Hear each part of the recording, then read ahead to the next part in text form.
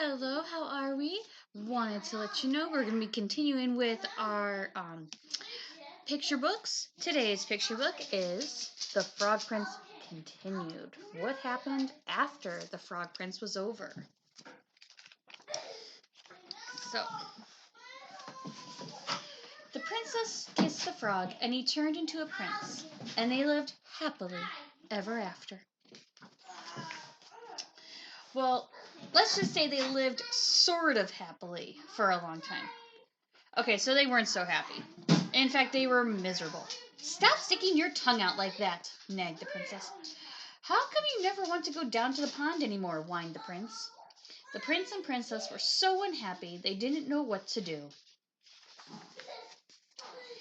I would prefer that you not hop around on the furniture, said the princess, and it might be nice if you got out of the castle once in a while to slay a dragon or a giant or whatever. The prince didn't feel like going out and slaying anything. He just felt like running away.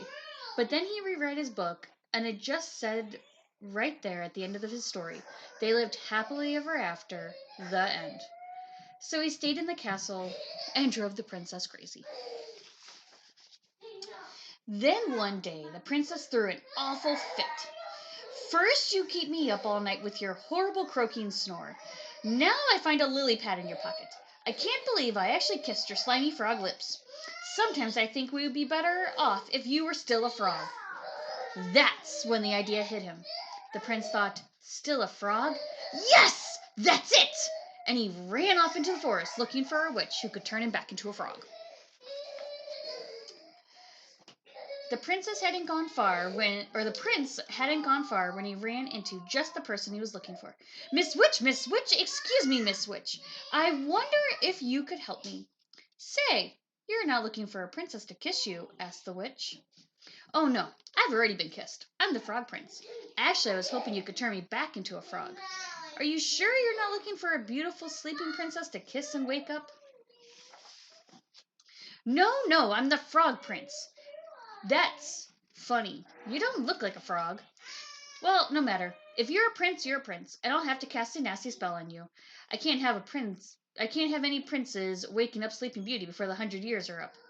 The prince didn't stick around to see which nasty spell the witch had in mind. He ran deeper into the forest until he came to a tiny cottage where he saw another lady who might help him. Miss Witch, excuse me, Miss Witch.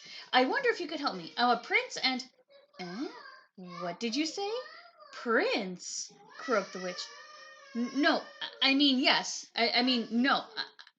I'm not the prince looking for Sleeping Beauty, but yes, I'm the frog prince. And I'm looking for a member of your profession who can turn me into a frog so I can live happily ever after. Frog prince, you say? That's funny. I thought frogs were little green guys with webbed feet. Well, no matter. If you're a prince, you're a prince, and I can't have any princes rescuing Snow White. Here, eat the rest of this apple. The prince, who knew his fairy tales and knew a poison apple when he saw one, didn't even stay to say no thank you. He turned and ran deeper into the forest. Soon he came to a strange-looking house with a witch outside. Miss Witch, excuse me, Miss Witch. I wonder if you could help me. I'm the frog. If you're a frog, I'm the king of France, said the witch. No, I'm not a frog. I'm the frog prince. But I need a witch to turn me back into a frog so I can live happily ever after. Can you do it? Asked the prince in one long breath. The witch eyed the prince, licked her rather plump lips. Why, of course, dearie. Come right in. Maybe I can fit you in for lunch. I don't know about you, but I don't think I'd be growing popsicle sticks and ice cream cones in a garden. The prince stopped at the slightly gummy steps. Something about this house seemed very familiar. He broke off a corner of the windowsill and tasted it. Gingerbread. I hope you don't mind my asking, Miss Witch, but do you happen to know any children by the name of Hansel and Gretel? Why, yes, Prince darling, I do. I'm expecting them for dinner. The prince, who, as we said before, knew his fairy tales, ran as fast as he could deeper into the forest. Soon he was completely lost. You have to wait. You have to wait. He saw someone standing next to a tree. The prince walked up to her, hoping she wasn't a witch, for he'd quite had his fill of witches. Madame, I am the Frog Prince. Could you help me? Gosh, do you need it, said the fairy godmother. You are the worst looking frog I've ever seen. I'm not a frog, I'm the Frog Prince, said the prince, getting a little annoyed, and I need someone to turn me back into a frog so I can live happily ever after. Well, I'm on my way to see a girl in the village, Gibbs, about going to a ball. But I suppose I could give it a try. I've never done frogs before, you know. And with that, the fairy godmother waved her magic wand and turned the prince into a beautiful carriage. The prince couldn't believe his rotten luck.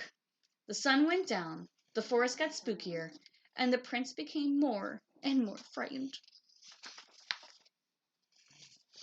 Oh, what an idiot I've been! I could be at home with the princess, living happily ever after, but instead I'm stuck here in the middle of the stupid forest, turned into a stupid carriage. Now I'll probably just rot and fall apart and live unhappily ever after. The prince thought these terrible, frightening kind of thoughts, and a few worse, too awful to tell, until far away in the village the clock struck midnight.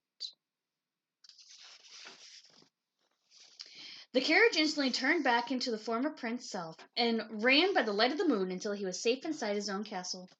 Where have you been? I've been worried sick. You're 7 hours late, your dinner is cold, your clothes are a mess. The prince looked at the princess, who had believed him when no one else in the world had. The princess who had actually kissed his slimy frog lips. The princess who loved him. Oh, Kara. The prince loved the princess. They both turned into frogs, and they hopped off happily ever after. The end. Great conclusion to The Frog Prince, if I do say so myself. Hope you enjoyed the story as well, and our little unexpected guess. Until next time, boys and girls, we will have our next story. See you later.